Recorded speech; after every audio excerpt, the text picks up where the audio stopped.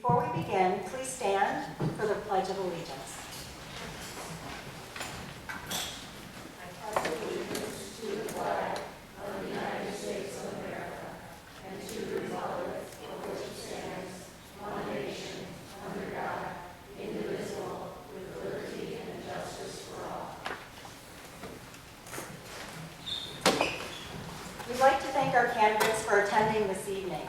We look forward to hearing your views on the issues of the day. Thanks also to all the interested community members who are here with us tonight and those who will view this video at a later date. Tonight's forum has been organized by the volunteers of League of Women Voters of Roselle-Bloomingdale. I would encourage you to access our website, the address for which may be found in your program, for key dates and other election information as you make your plan to vote on November 8th.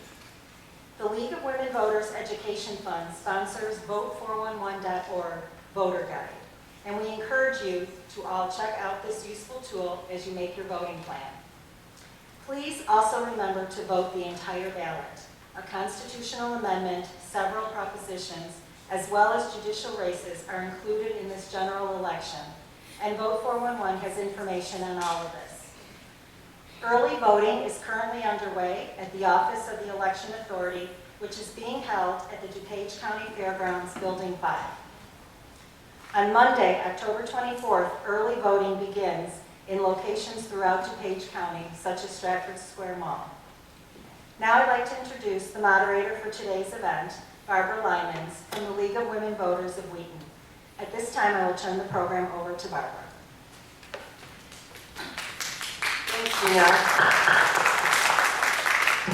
Good evening. It's an honor for me to be moderating tonight's candidate forum for Illinois Senate District 24. Throughout its history, the League of Women Voters has been providing opportunities for candidates seeking public office to speak directly to the voters through nonpartisan forums. This format also gives the general public an opportunity to participate in the electoral process by asking questions of the candidates about issues that concern them. This is a terrific opportunity for civil discourse, and I encourage our audience to ask your questions of the candidates. Your questions may be written on cards handed out and collected by League volunteers to be read by me. Questions from the audience will be screened for appropriateness for the particular office and to avoid duplication, as well as to maximize the time we have allotted. We will do our best to read each question asked. In addition, the candidates were provided 3 questions developed by the League to prepare in advance for tonight's forum. Before we begin, I would like to review some of the League ground rules to candidate forums. The candidates attending tonight have signed and returned the ground rules by the deadline established in the invitation. The document specifies the format, time limits, and other rules related to the conduct of the forum. I will be responsible for enforcing these rules. The candidates have flipped a coin to determine who will go first with their opening statement. They will alternate in order in which they answer questions. After the question portion of the forum, each candidate will give a closing statement. Each candidate will be given 2 minutes for their opening statement, 1 minute to respond to each question, and 1 minute to make a closing statement. Their responses will be timed by a team of League volunteers seated in the first row. The timer will give a 1 minute and then a 30-second warning as appropriate. The format tonight is a candidate forum, not a debate. Candidates are expected to accurately represent the facts. The League of Women Voters is not responsible for the accuracy of statements made by the candidates.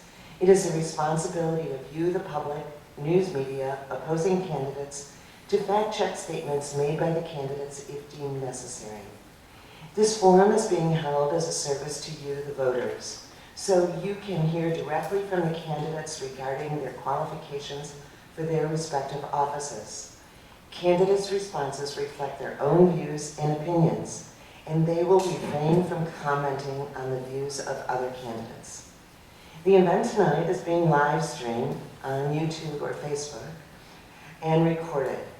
The League claims ownership, copyright ownership of any recording or transcript produced of the forum.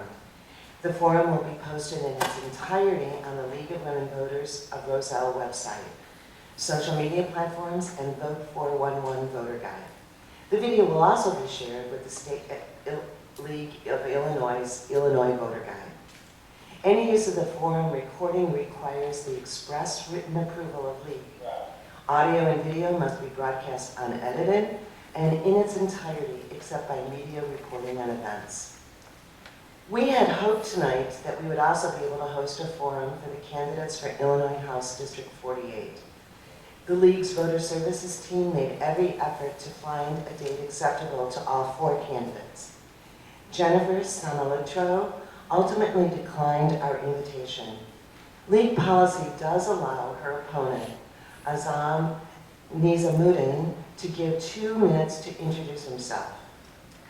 Finally, I want to emphasize how grateful we are to the candidates who are not only willing to serve in office, but who have agreed to participate this evening. Let us first welcome Illinois House District 48, Azam Nizamuddin, and I'm sorry.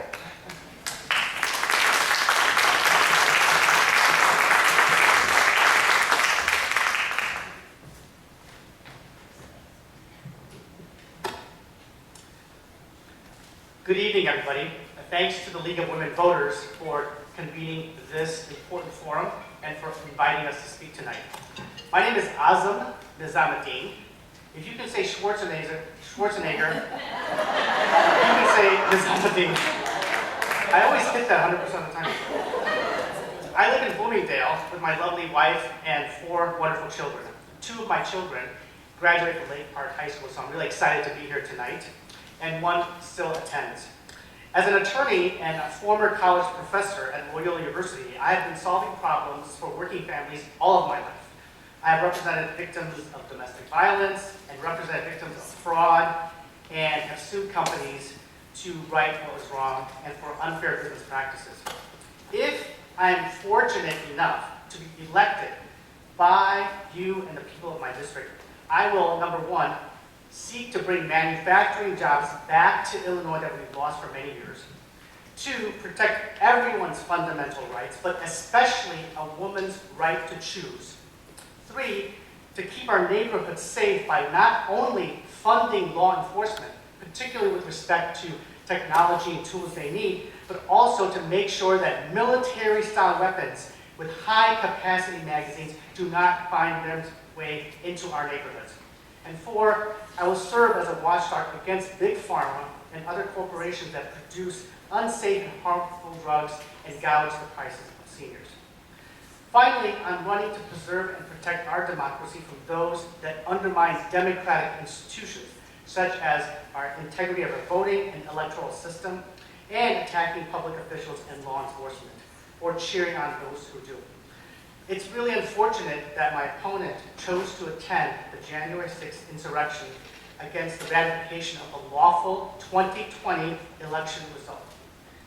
She posted a picture of herself in front of the Capitol, and tonight it's unfortunate that she's not here to address questions by the League and others, and I hope that we in the district will ask those kinds of questions, and I want to thank you very much for coming tonight and giving us this opportunity. Have a wonderful day. God bless you, and God bless the United States of America.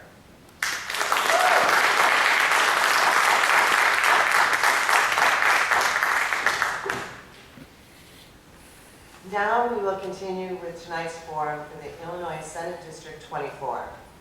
Tonight we'll meet candidate Seth Lewis and candidate Laurie Nowak.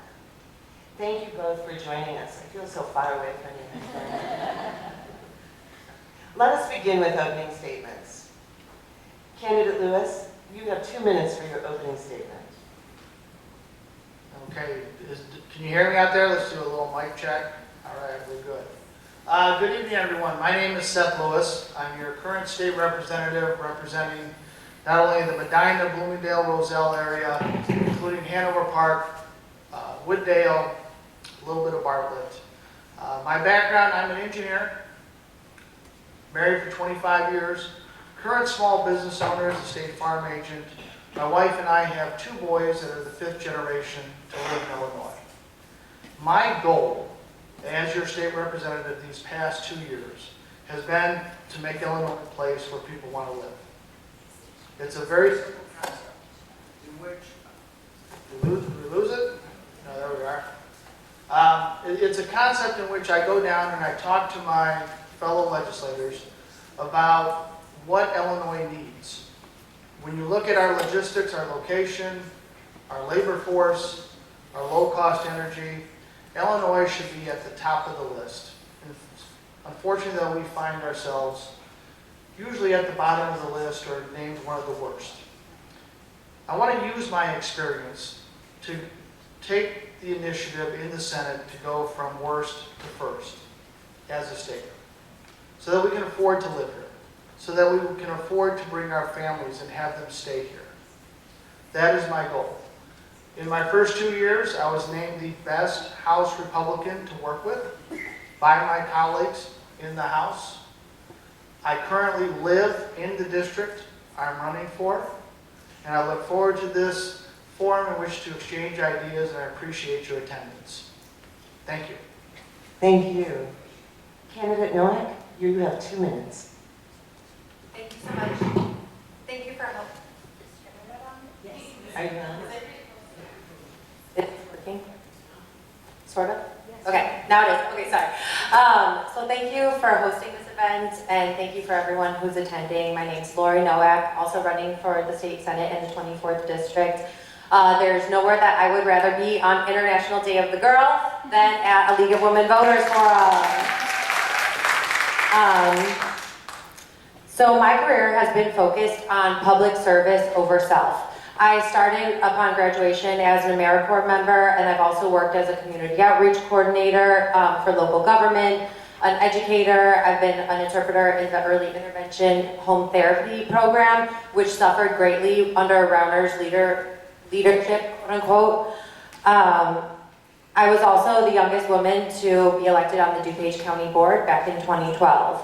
I was motivated by the belief that starting locally, we could achieve the highest government accountability, and I entered from the grassroots arena.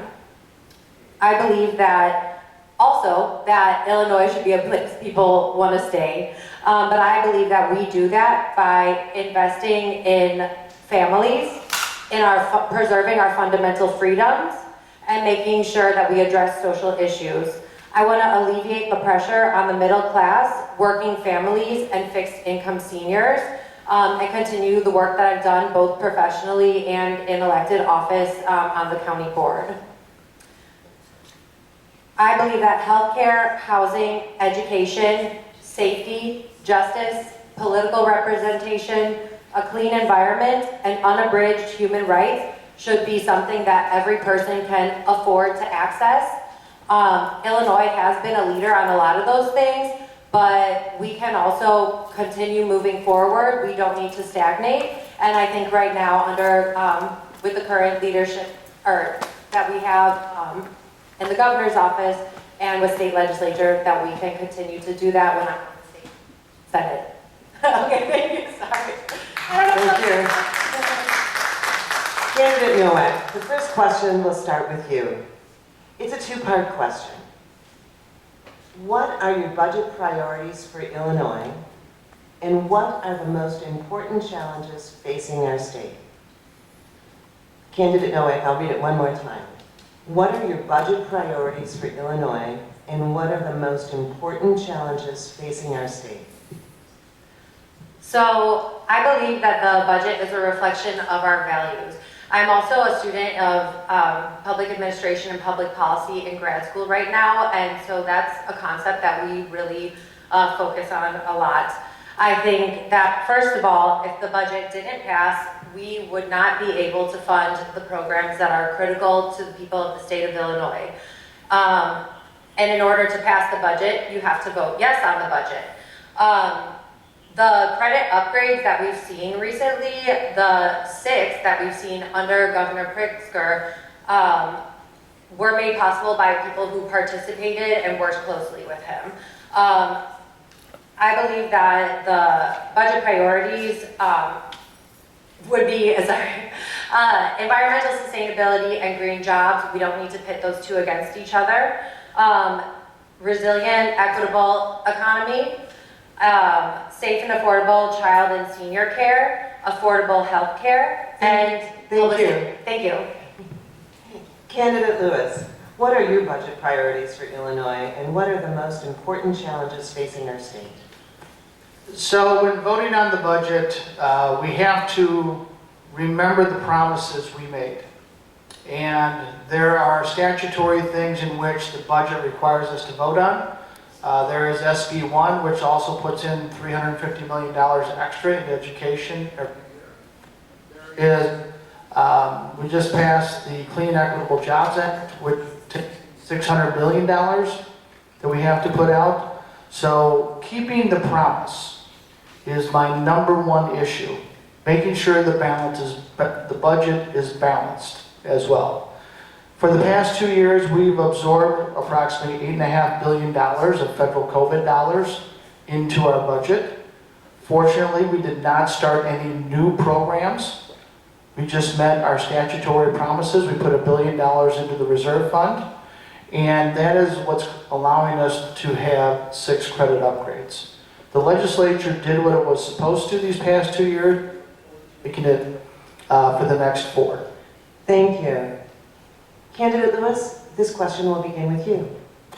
What steps, if any, should be taken to prevent violence, including gun violence, in our communities?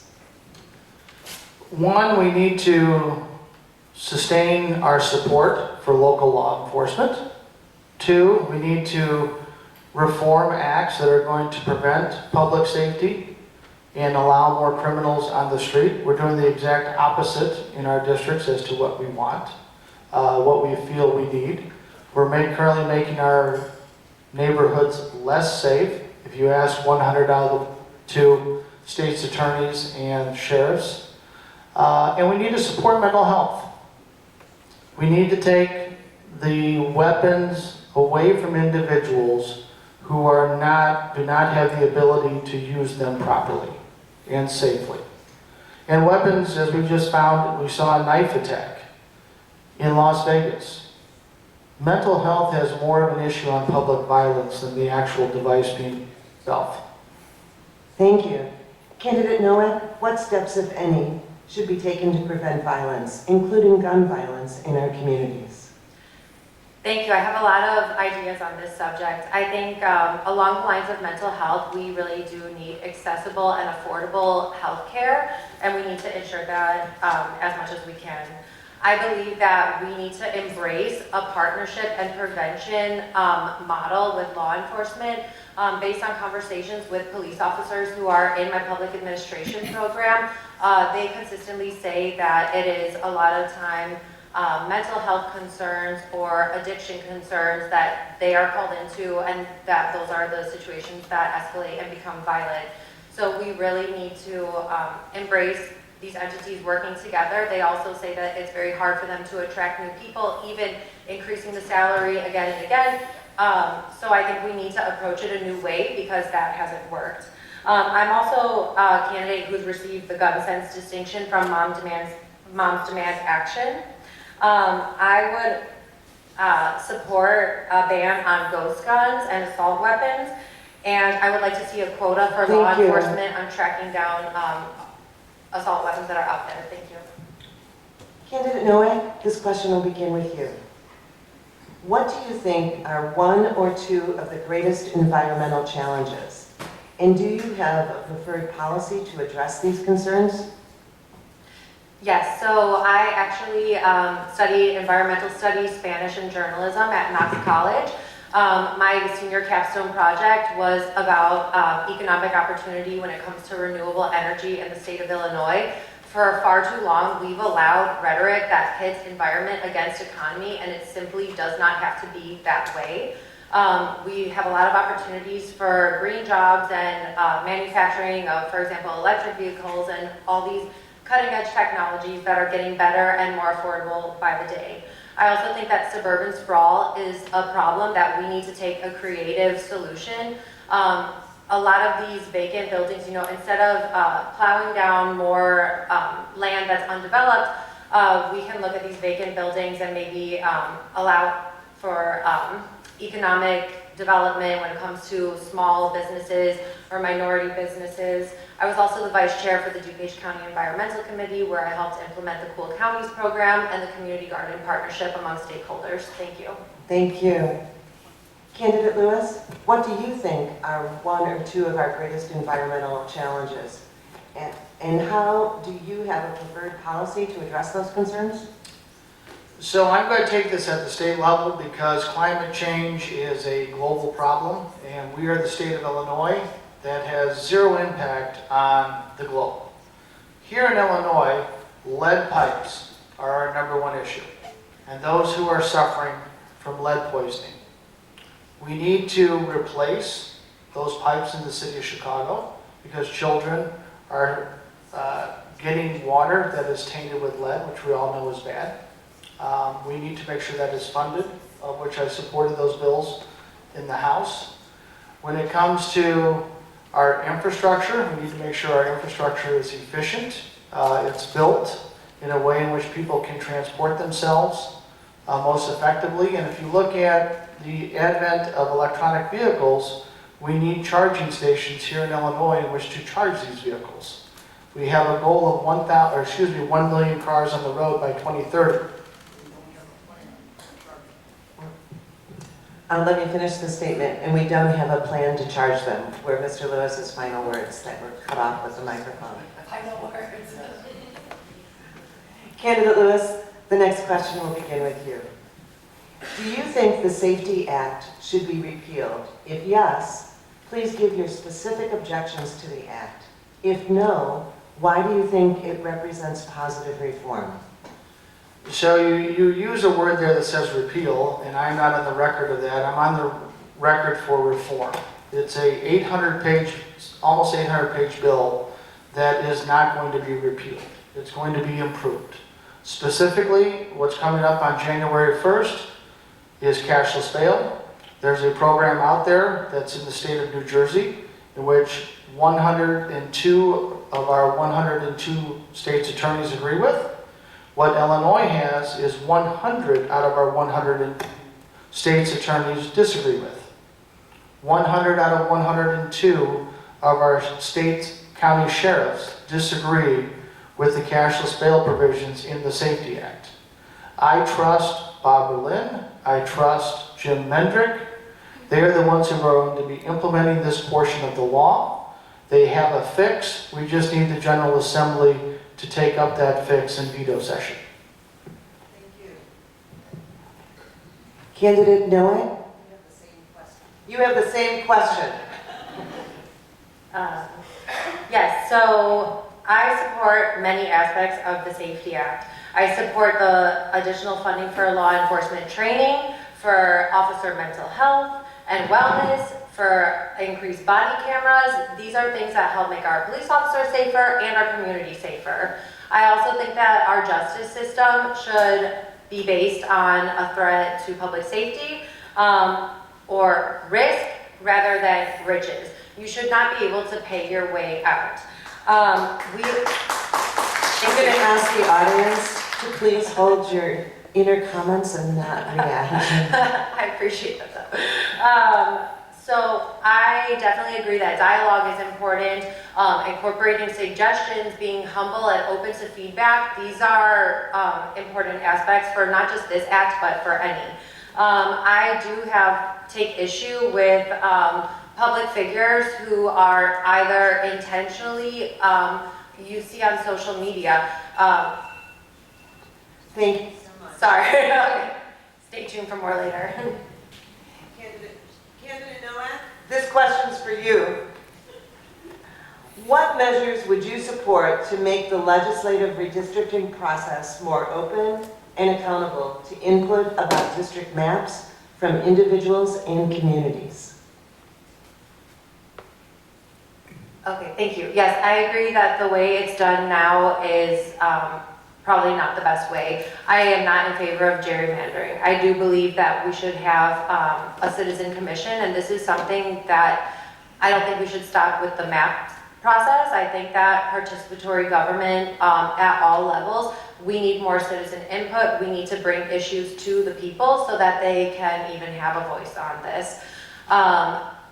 Definitely when you're out in the field, there's times where you feel like, okay, we already know who's going to win the election and we haven't even voted yet. That's not right. That's the semblance of democracy, not actual democracy.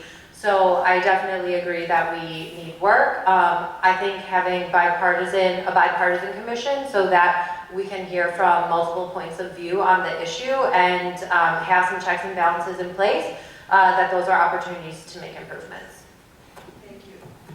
Candidate Lewis, the same question. What measures would you support to make the legislative redistricting process more open and accountable to input about district maps from individuals and communities? So I had the fortunate experience of living the remapping process this year in the General Assembly. It is one way only, and only one way. And if you are in the majority party, you get your way and no one gets any input whatsoever. The maps are drawn for legislators to pick their voters. Voters are not picking their legislators. The only way this can happen is to make it more objective, is to take it to an independent commission, a really independent commission, or use artificial intelligence data, things of that nature to draw your maps.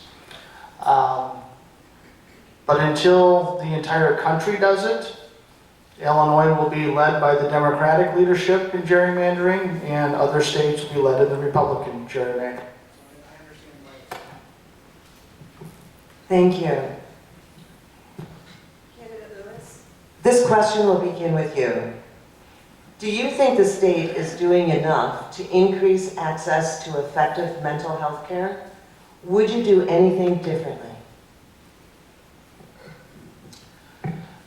You use the word effective there. I think a lot of the services our state provides are good. People are working as hard as possible, but the effectiveness of such efforts, as we can see, are falling short here in our state. As we see an increase in violence, we see an increase of dependency on drugs, alcohol. We're just coming out of COVID. So the effectiveness of the treatments we have are lagging. When it comes to a solution, I don't have one right off the top of my head. It's something that I would look to the experts on. I know there are research and papers and things of that nature, and I would rely on them for effective policy to improve our mental health here in Illinois. Thank you. Candidate Nowak? Thank you. I would like to refer to a statistic that only 44.6% of adults in Illinois with mental health concerns are able to receive care, whether that's through public or private providers. That means that over half, or 55.4%, receive no mental health treatment. This is a priority issue that is now across the aisle. Previously, I only kind of heard more progressive circles talking about it, but I'm really glad to see that with the stigma being lifted, maybe that's freeing it up for people of all political persuasions to have this conversation. Like I referenced earlier, I think this is part of a bigger picture when it comes to access to affordable health care. I also think we need to encourage more people to get into the field. There's not enough providers compared to people who need care.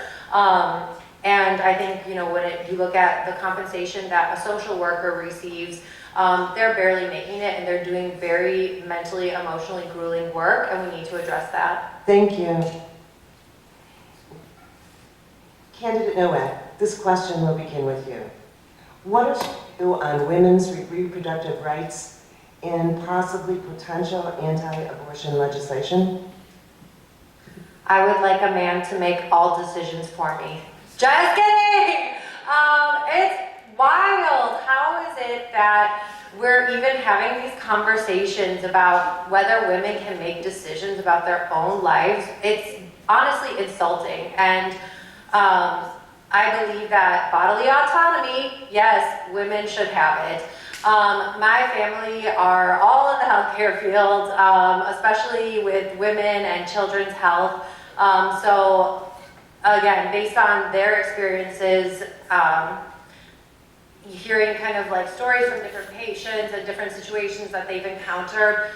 This is something that's horrific to even think about, and the backlash that we've seen again across the aisle, across the country, tells that, yes, we have gotten to a point where people do believe that this shouldn't be decided by politicians, that this should be a person's individual choice.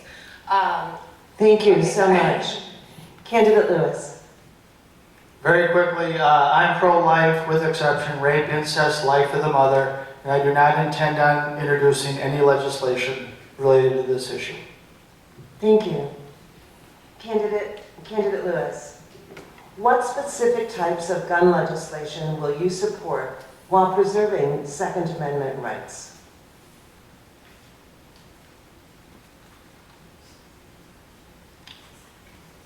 I have yet to see a piece of legislation that does both of those. So I would have to see it first before committing to anything. Thank you. Candidate Nowak? I would say that the absurdity of framing these topics is similar to the reaction I have when talking about women's freedom over their own lives. I believe that ensuring public safety for everyone is of utmost importance. In my past answer, I would support a ban on ghost guns. I would support an assault weapons sale ban.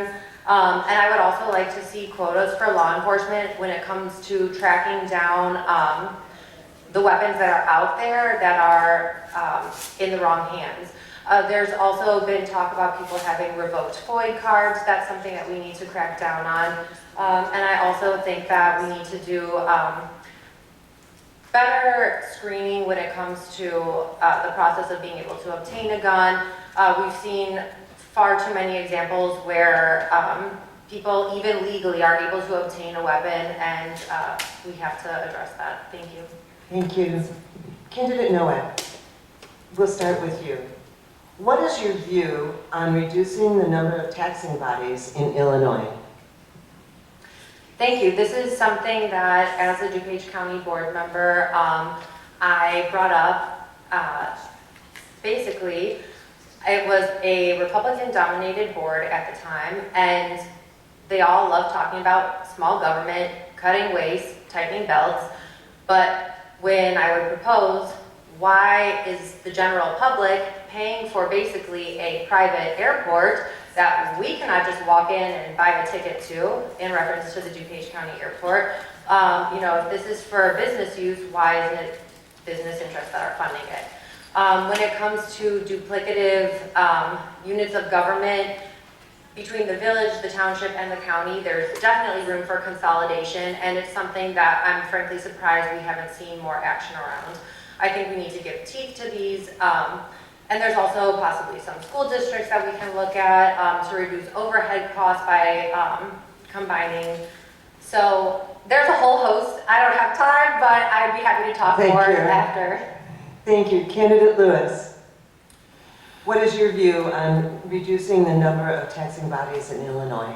So we all live locally. I believe in local control, and I believe in governments that deliver services to people that need them most as efficiently as possible. So when you combine those two philosophies, there's a measure that's already in the General Assembly in which locals can petition to put on the ballot the elimination of local units of government. It's a talking point that we talk about, but local control has demonstrated that it does not want it. And as a legislature, I do not plan on mandating consolidation when my district specifically has not put forth initiatives to consolidate schools. They've not put forth initiatives to consolidate state, county, or federal governments, township governments, excuse me. They've not put forth initiatives to consolidate fire departments. These are all things that are in my district's control. Thank you. Candidate Lewis, what is your hope or vision to support our local nonprofit communities? I want our local nonprofits to be as successful as they can. When it comes to needing state resources, once we've met our contractual and statutory obligations, if there's money available, we can look to prioritize which local nonprofits could receive something. Currently, we offer many grants in which my office gives out opportunities for. We're talking hundreds of millions of state grant opportunities.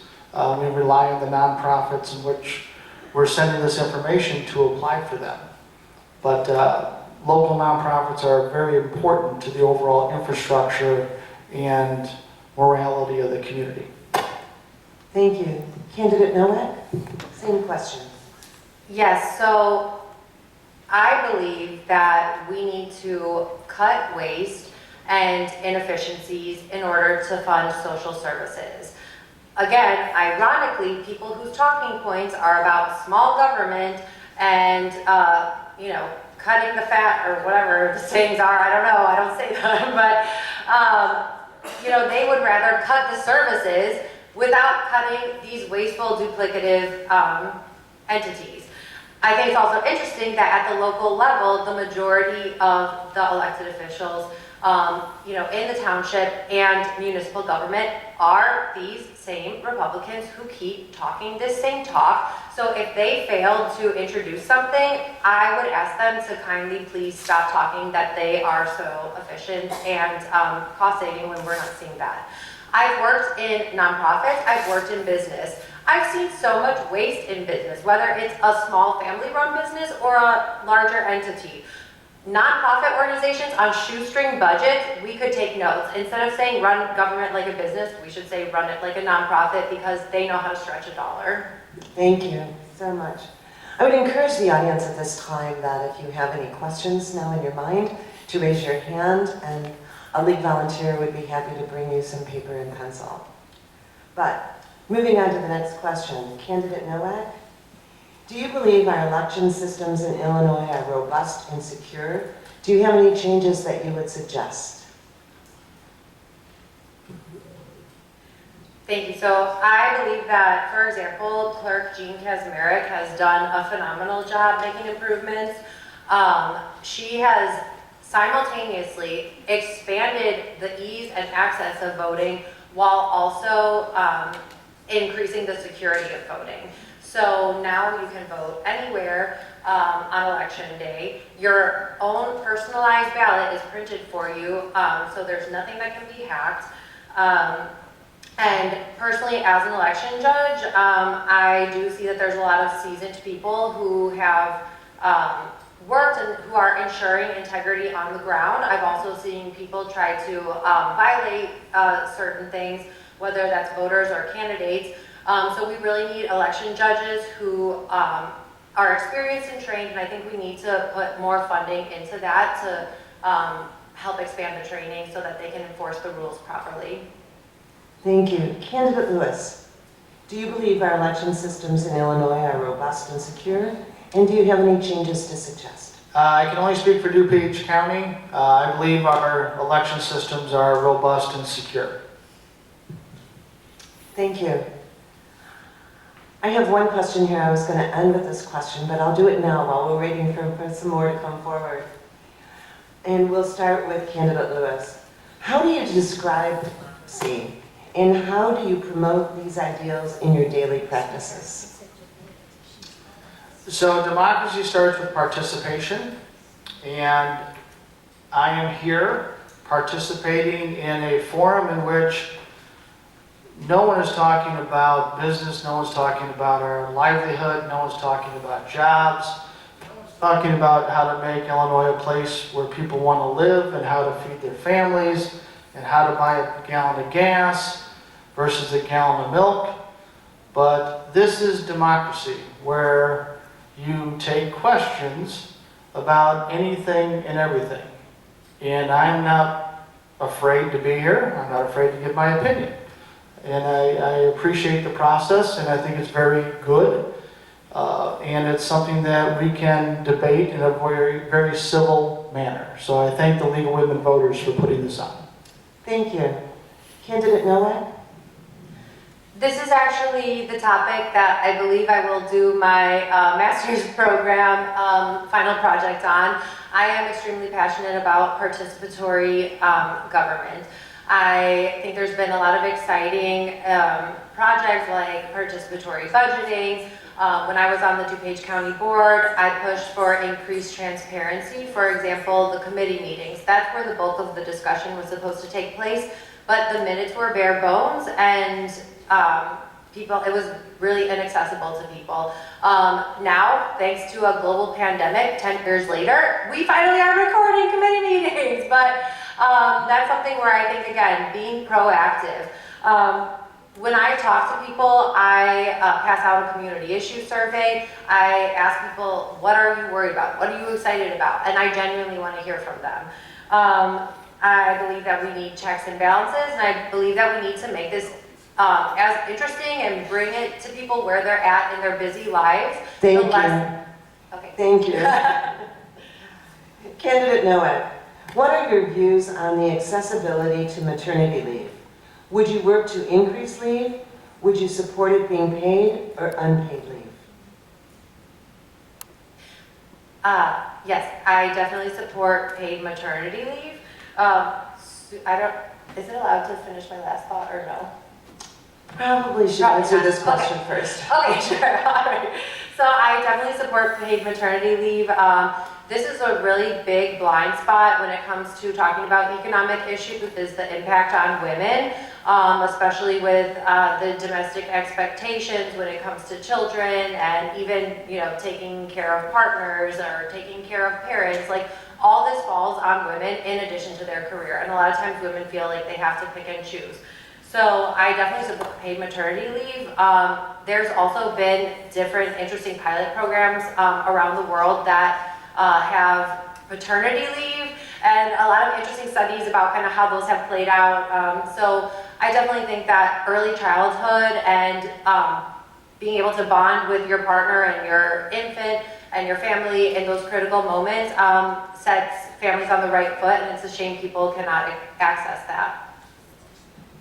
Thank you. Candidate Lewis. I support paid maternity leave, but I believe it should not be a state law. I do not think we should be mandating businesses to do things that make them uncompetitive to locate here in Illinois, where we will cause unemployment, where we'll cause large employers to leave our state. I mean, I don't want to put you, your husband, your children out of work if we're the only state in the nation that does it. But do I support paid maternity leave? Absolutely. If a company wants to make that a competitive advantage, they should be allowed to do that. Thank you. This is kind of a follow-up question. The #1 leading cause of death in postpartum women is suicide. How can we support these women better? And we'll begin with Candidate Lewis. I believe we've addressed supporting mental health in a better way, and affordable health care, and making sure that these ladies have access to doctors in which to speak to. Thank you. Candidate Nowak? Yes, affordable health care, again, also mental health, and also, like you said, it is a follow-up to the last question, paid maternity leave so that women are able to focus on themselves and their families in this critical time, and also paid paternity leave too.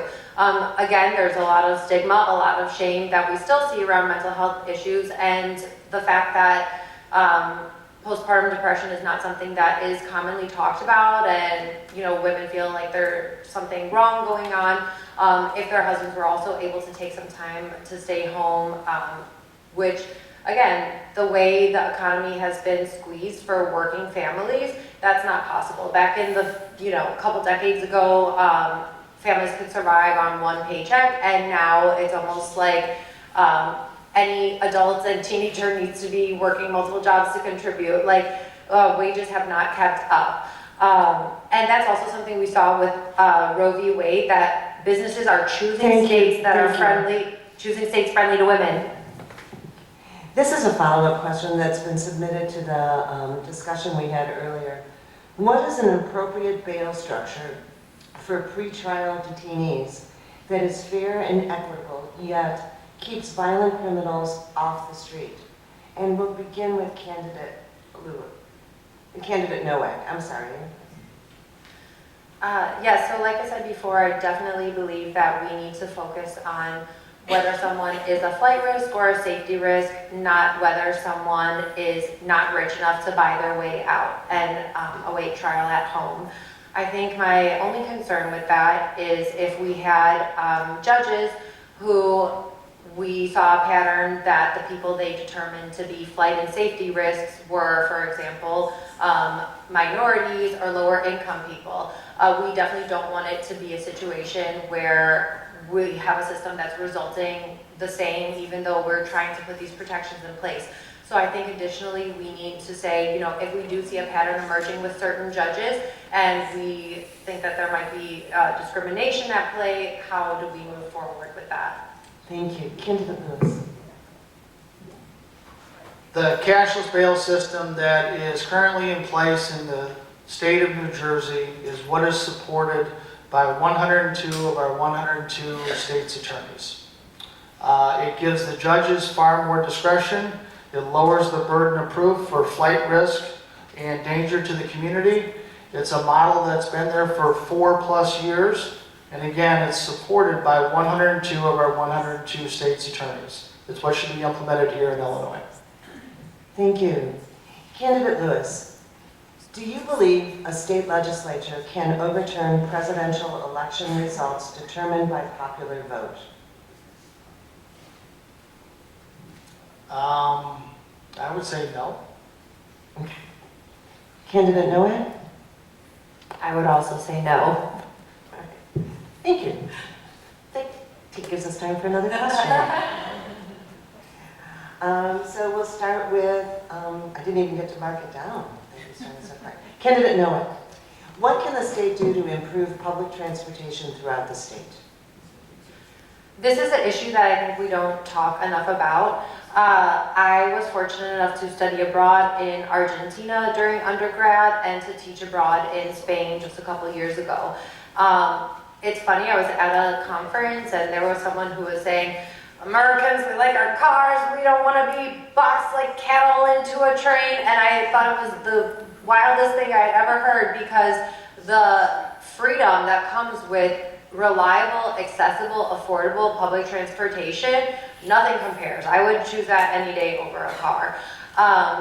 But we have such sprawling suburbs, it is very difficult, I think, to all of a sudden try to jam in transportation planning where there has not been thus far.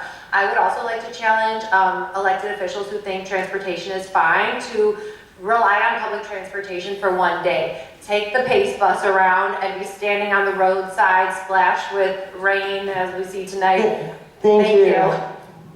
Candidate Lewis.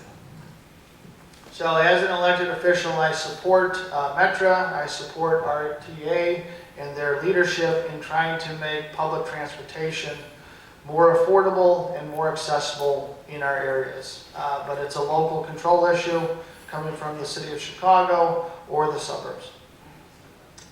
Thank you. And this, I think, is your last question. You can take a deep breath. And we'll begin with Candidate Lewis. What ideas do you offer to improve the business/economic climate in Illinois? Whoa, holy cow, we got a business question. I do, okay, and we only have a minute. So I'll go back to leveraging our core competencies, which is logistics, location, labor, and low-cost energy. We have access to more water than we can drink. We produce more food than we can eat. We have access to universities that are second to none in the world. Yet again, we find ourselves in a place where people are not leveraging what Illinois has to offer, specifically in the 6-county area up here. We need to focus on areas of regulation, taxes, leveraging our resources, and most importantly, how we communicate about our state. And as your elected official, I am out there selling our state because it is a great place to live. It's a place I believe in, and we have things to offer that no other state in the nation has. Thank you. Candidate Nowak, the same question. You have 1 minute. I think that all great businesses will agree that you become that way by putting people first. Like some of the previous questions alluded to, that means especially supporting women in the workplace. Like we saw, there's businesses who left states that were not friendly to women's reproductive freedom. And I also believe that workers having the right to organize and to ensure that they are fairly compensated, that is something that is going to help the economy. For example, a lot of small businesses don't even have an HR department. Where do you go if there's an issue? People need to be free to feel safe in their workplace. And we need to protect a living wage in Illinois so that we retain a strong workforce that isn't going to other opportunities. Thank you. And now we'll start the closing statements. Candidate Nowak, you have 1 minute for a closing statement. So the people of Illinois deserve someone with the drive and determination to fight for them. That person is me. I am running to make sure that the working families, the fixed income seniors in the district have an advocate in Springfield. We need to address the real problems like bringing down the cost of healthcare and prescription drugs. We need common sense gun reform, and we need to stop the sale of military-grade weapons. We need to close loopholes in the background check. We need someone who is an environmental advocate and someone who has long seen that the environment and the economy can be strong allies, not enemies. We need someone who will protect education, which is why I'm endorsed by multiple educators' organizations. We need someone who stands for ethics, who is not going to look away, but who will confront an issue face on. That's me. Thank you. Thank you. Candidate Lewis, your 1 minute closing statement. So as your current state representative and future senator, I'm endorsed by, well, publicly 11 out of the 13 mayors in this district because they have seen how I work in Springfield. I bring a sense of ethics, I bring a sense of independence, I bring the ability to walk across the aisle and get things done. It is why I was named House Republican Legislator of the Year by my colleagues, because they appreciate my approach and sense of willingness to work together. This is not a job for me. I am a full-time State Farm agent. I pay taxes. I pay property taxes. My kids are the 5th generation to live here. I want them to come back. So if you're looking for a qualified individual to be in Springfield, not only have I proven it, but I ask for your vote to send me back there again. Thank you. Thank you. Please join me in thanking the candidates for spending their valuable time here tonight.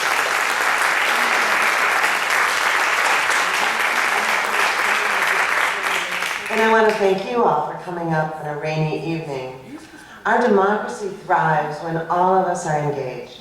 Attending or watching a candidate forum is a great way for you to empower yourself to make an informed decision on Election Day. We hope that you all will make time to vote and encourage your family, friends, and neighbors to do the same, so that all will express their preferences by voting for the candidates of their choice on November 8th. Thank you and good night.